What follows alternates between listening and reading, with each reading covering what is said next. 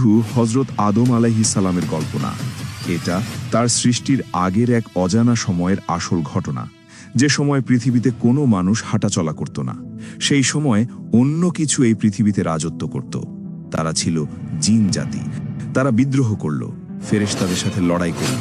ফেরেশতারা তাদেরকে পৃথিবীর দূর দূরান্তের কোণায় তাড়িয়ে দিলেন।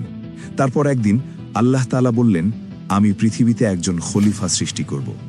আর সেই মুহূর্ত থেকেই সব কিছু একদম বদলে গেল। মাটি থেকে একটা দেহ তৈরি করা হলো, কিন্তু সেই দেহটা কোনো সাধারণ দেহ ছিল না।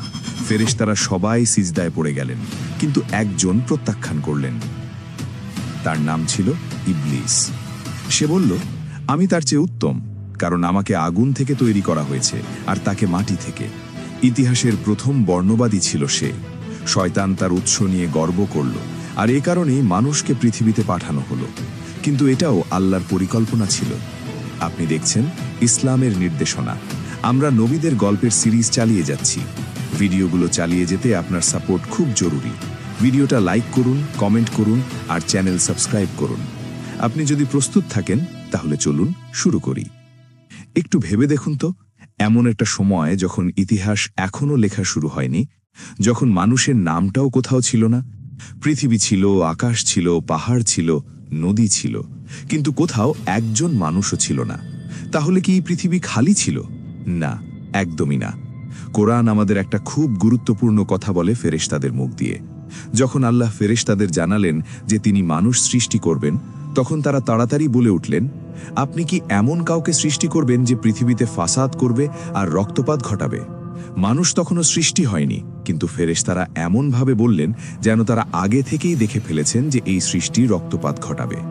তাদের এই কথা বলার পেছনে নিশ্চয়ই আগের কোনো অভিজ্ঞতা ছিল। ইসলামী আলেমরা এই বিষয়টা এভাবে ব্যাখ্যা করেন, মানুষের আগে অন্য কিছু সৃষ্টি পৃথিবীতে বাস করত।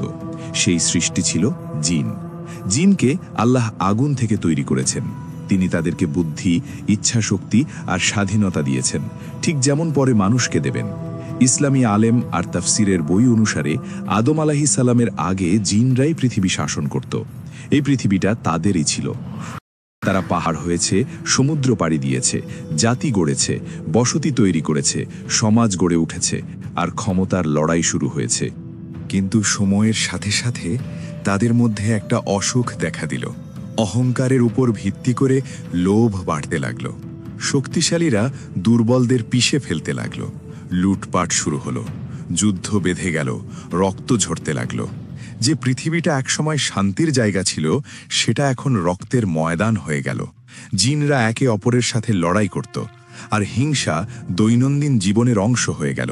তবে তাদের মধ্যেও কিছু বিশেষ জিন ছিল যারা আল্লাহর ইবাদত করত আর অনুগত থাকত। তাদের মধ্যে সবচেয়ে বড় ছিলেন আজাজিল। তিনি জান্নাতের সবচেয়ে উঁচু স্তরে থাকতেন। ইবলিস, যাকে তখন আজাজিল বলা হতো, তিনিও জিন ছিলেন। অন্যদের মতো তিনিও আগুন থেকে তৈরি, কিন্তু তিনি অন্যদের থেকে আলাদা ছিলেন। তিনি নিজের জাতিকে পেছনে ফেলে দিয়েছিলেন।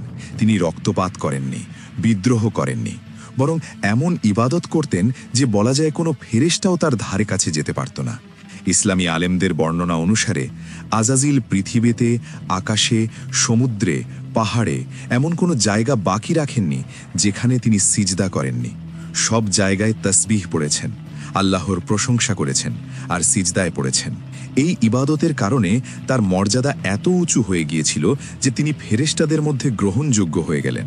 তিনি জান্নাতে তাদের সাথে থাকতে শুরু করলেন। তিনি ফেরেশতাদের মধ্যে একজন শিক্ষকের মতো অবস্থান নিলেন। শত শত বছর ধরে তিনি তাদেরকে আল্লাহর মহত্ব শেখাতেন, ইবাদত শেখাতেন আর আল্লাহর প্রশংসা করার পদ্ধতি দেখাতেন। বর্ণনা অনুসারে আজাজিল 4 স্তরের আকাশে প্রত্যেক স্তরে আলাদা আলাদা উপাধি পেয়েছিলেন। পৃথিবীতে অবস্থানরত ফেরেশতারা তাকে ইবলিস নামে চিনত। আর পৃথিবীতে যে বিদ্রোহ আর ফাসাদ চলছিল তা বন্ধ করতে আল্লাহ তার নেতৃত্বে ফেরেশতাদের পাঠালেন। আজাজিল জিনদের বিরুদ্ধে লড়াই করলেন আর তাদেরকে পৃথিবীর দূরবর্তী জায়গায় তাড়িয়ে দিলেন। জিনরা দ্বীপে, খালি মরুভূমিতে আর ভূগর্ভস্থ গুহায় চলে গেল। পৃথিবী আবার শান্ত হয়ে গেল।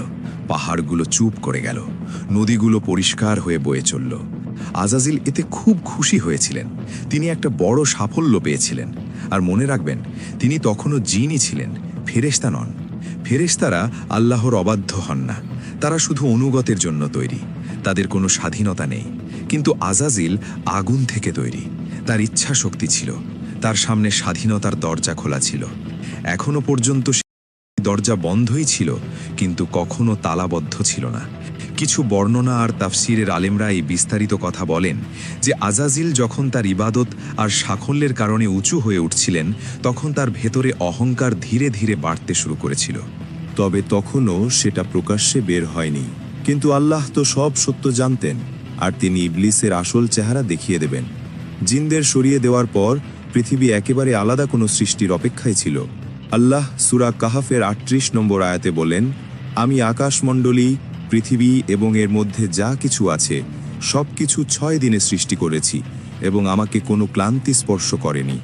আর নবী সাল্লাল্লাহু আলাইহি ওয়াসাল্লাম আবু হুরায়রা রাদিয়াল্লাহু আনহু থেকে বর্ণিত এক হাদিসে বলেন, আল্লাহ শনিবারে মাটি সৃষ্টি করেছেন, রবিবারে পাহাড়, সোমবারে গাছপালা, মঙ্গলবারে অপছন্দনীয় জিনিস, বুধবারে আলো, বৃহস্পতিবারে পৃথিবীতে প্রাণী ছড়িয়ে দিয়েছেন, আর শুক্রবারের শেষ সময়ে আসর থেকে মাগরিবের মধ্যে আদমকে